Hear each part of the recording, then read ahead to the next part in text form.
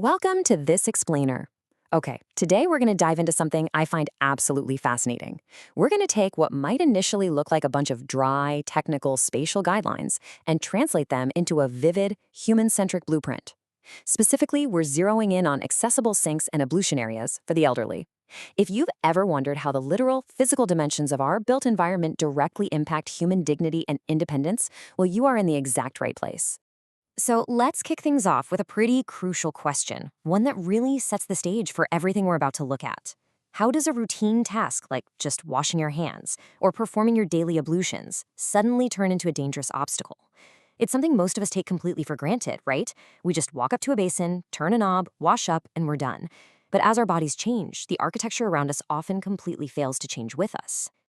And the research we're analyzing points out a pretty stark reality.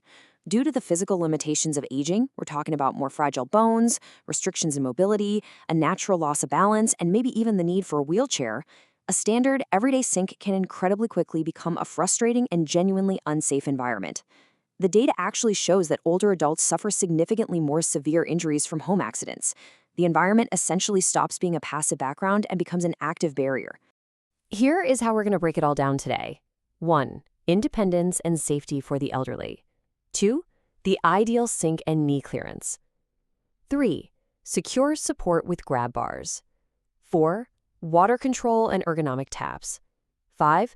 Mirrors and visual access. And finally, number 6, design that enhances quality of life. All right, diving right into section 1, independence and safety for the elderly. The whole philosophy of aging in place completely relies on the safety and adaptability of the home environment. Because think about it, as our mobility decreases, the time we spend at home increases dramatically. The home absolutely has to become a supportive sanctuary, not an obstacle course. As we see in universal design principles, for elderly individuals, safety and ease of use literally have to take precedence over mere aesthetic desires. Sharp edges, slippery floors, those hard-to-reach cabinets, they might look super sleek in an architectural magazine, but in the context of elderly care, they're fundamental design failures. Form simply has to follow function. Moving right along to section 2, the ideal sink and knee clearance. Okay, let's get into the nitty-gritty numbers here, because this is where the technical guidelines give us a fascinating masterclass in ergonomics. Imagine just for a second that you're rolling forward in a wheelchair to wash your hands, 70 centimeters. According to the guidelines, 70 centimeters is the absolute minimum bottom clearance required for your knees from the floor. Now, for a truly comfortable and frictionless experience, 75 centimeters is highly preferred. But if that base space isn't there, the user is forced to twist their torso or reach uncomfortably across their body, which instantly increases the risk of muscle strain or even falling. On the flip side of that, we have to look at the top edge. The maximum top front edge height of the sink must never exceed 86 centimeters. And that is notably lower than many standard modern installations you see today. When a sink is too high, water runs down the user's arms, their shoulders are constantly hiked up, causing muscle fatigue, and a simple act of washing becomes a physically exhausting chore. And to ensure true accessibility, depth is just as important as height. A precise knee space depth of at least 20.5 centimeters must be maintained right at the front of the sink. But what if we're designing a deeper counter specifically for ablution, which is an activity that naturally takes more time and space? Well, the research tells us we need to carve out up to 49 centimeters of depth underneath. That's a huge difference. So building this perfect ablution space requires a clear 3-step evolution. First, you adjust the height to that 86 centimeter maximum. Second, you strip away those bulky undersink cabinets to guarantee that vital knee space we just talked about. And third, for folks who have difficulty standing for extended periods, you introduce a height-adjustable chair. Suddenly, you've transformed a rigid fixture into a totally flexible, accommodating zone. All right, section 3, secure support with grab bars. So we've got the space cleared out, but we must add vital scaffolding to our design. You can have the perfect sink height, but without proper stabilization, the area is still a hazard. For those who struggle to stand, placing grab bars on both sides of the sink is entirely non-negotiable. But it's the exact vertical measurements that actually make them effective. The guidelines specify that the middle anchor point of the bar should be at a minimum of 110 centimeters in height, and they should extend to an upper reach maximum of 170 centimeters. This very specific vertical range ensures that whether the user is seated, transitioning to a stand, or already upright, there is immediate, secure support that perfectly aligns with their natural arm reach.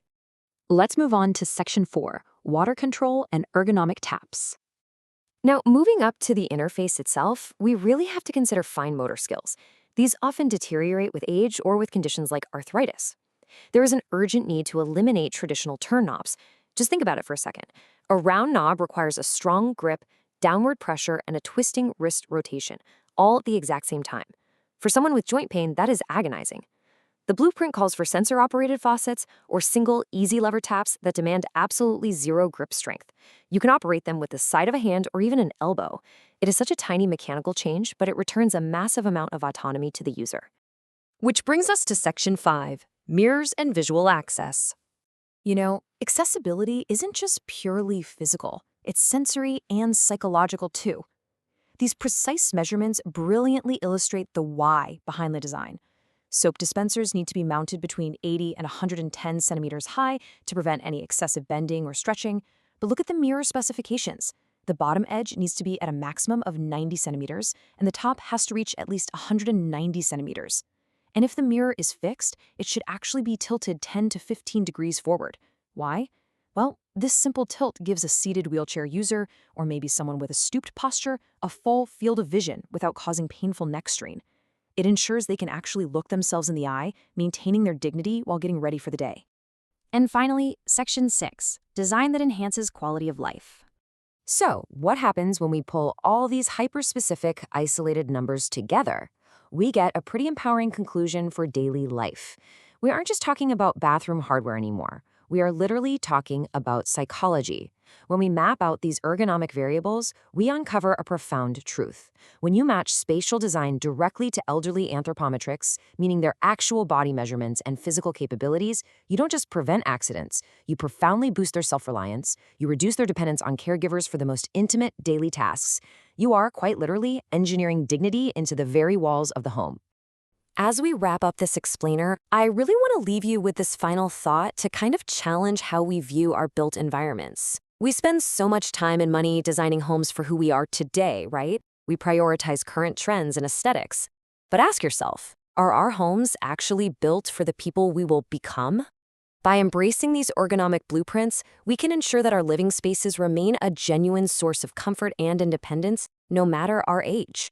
Thank you so much for joining me on this deep dive into the architecture of accessibility.